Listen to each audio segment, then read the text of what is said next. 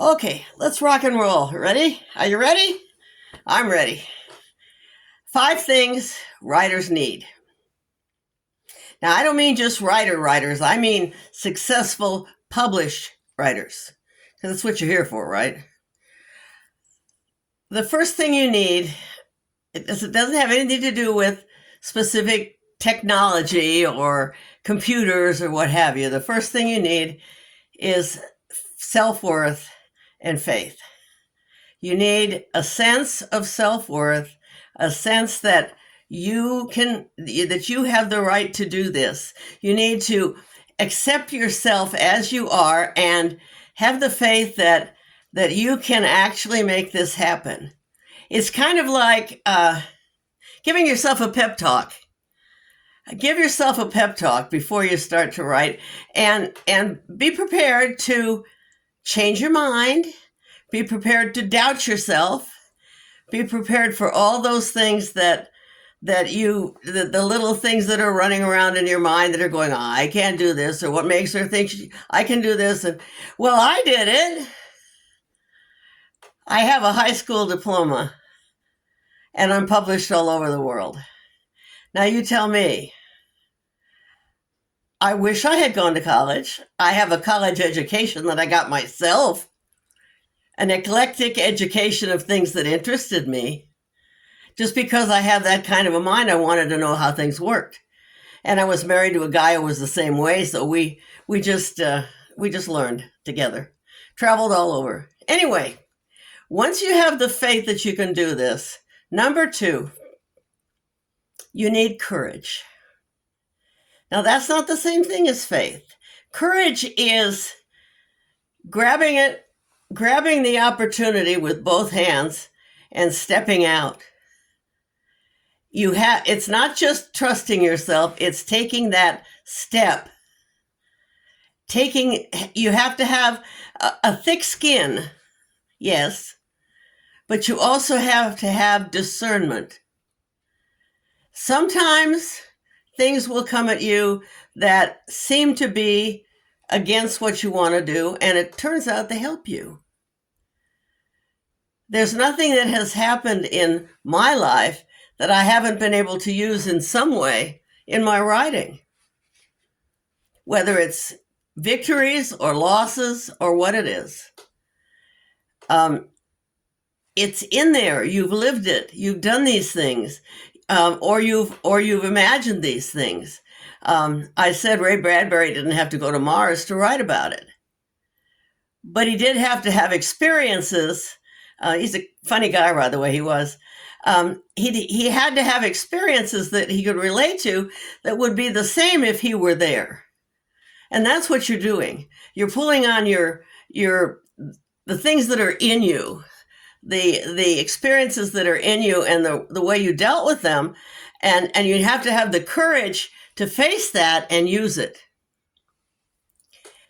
Number 3, you need focus.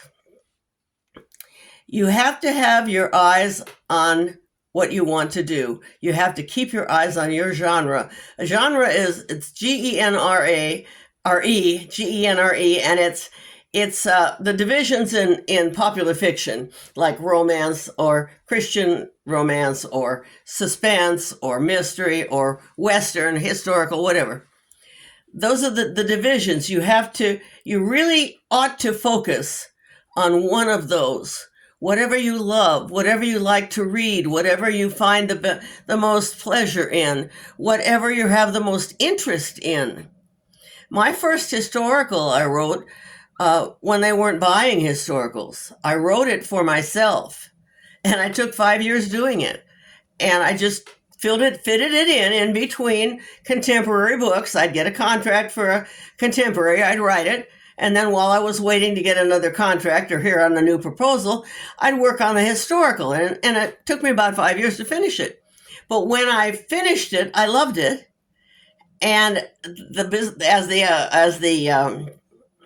the market opened up, there was a place for it, and they actually bought it.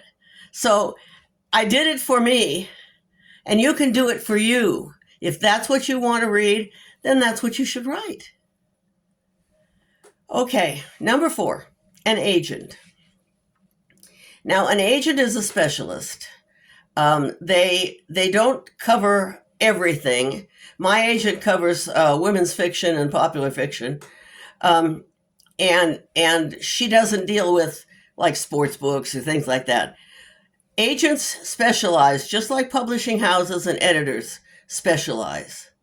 They know what they're doing. It's a broad, broad market. So nobody could really cover everything and do it well. So they have their own little niche. And you need to find an agent if once you're serious about writing and once you have something to show them as a sample.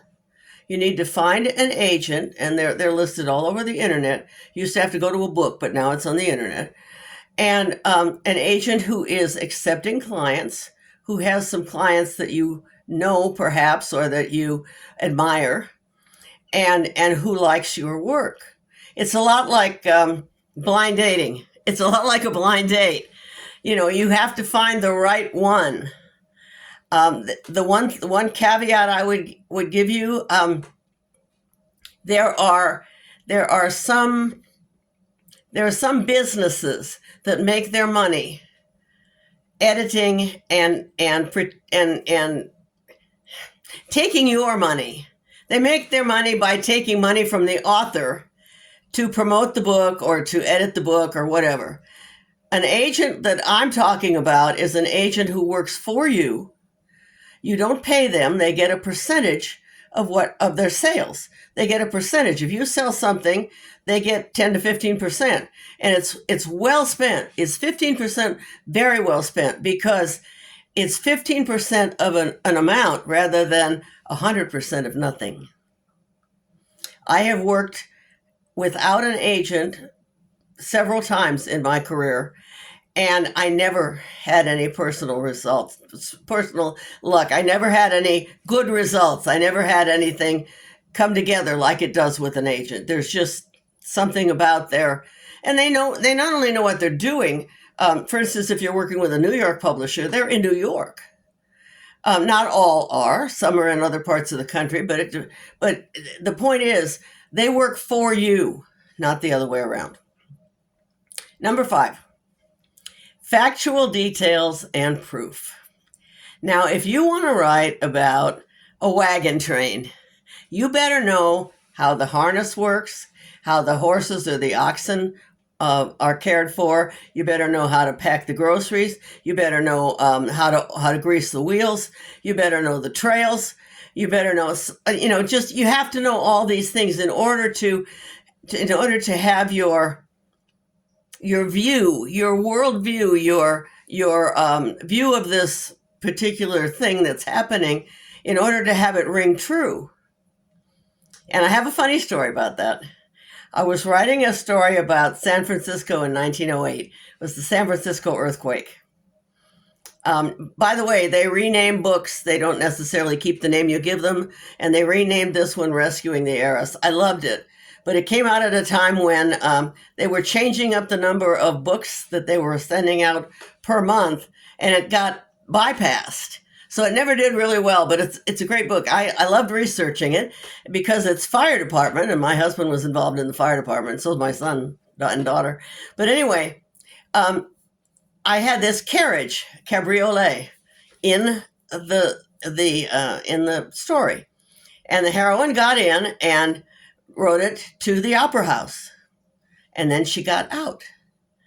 And an editor came back to me, not my main editor, but a copy editor they're the fact checkers. Copy editors are fact checkers. It's not just one editor for a book. It's multiple editors. Anyway, she came back to me and she said, "That's no good. They didn't have those in San Francisco at that time. That's English." I said, "No." I had researched it. And sometimes when you get a new editor, you need to break them in. And this particular lady, I made a copy of the reprint of the Sears catalog that I had. You could buy one in the Sears catalog, that exact wagon.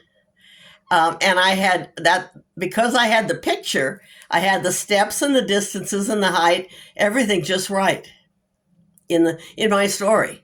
how far she had to step up and whether or not she needed assistance to step again. That kind of thing. It was there. It was all there. And that did it. She never questioned me again.